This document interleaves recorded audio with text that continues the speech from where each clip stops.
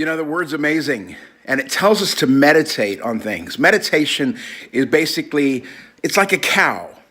You got to become full of God's word over and over. It's where they chew their cud, where they take it in, and then they regurgitate it and take it in again, and they regurgitate it and they take it in again.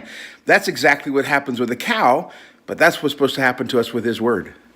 And one of my favorite passages that I often regurgitate is the passage in Isaiah 43:19.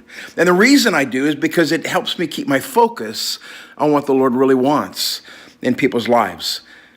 Because in that passage, we read these incredible miracles that are occurring before Isaiah 43:19, which we all quote, and we always quote it when people are going through a hard time. We go, oh, please, don't you know? Can't you perceive it?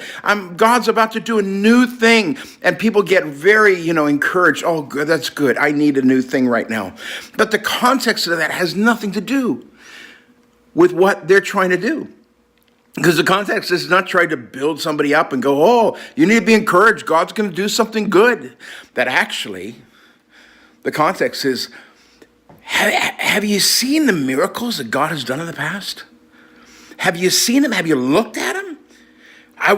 Can you recall them? You remember when Moses went through the Red Sea, when the whole armies were washed away? Have you seen the great mighty miracles God has done in the past? And then he cuts to Isaiah 43:19. Forget them. Forget the greatest things that God has ever done in your life. They are not going to be what are coming ahead of you. Can't you perceive it? I'm about to do a new thing.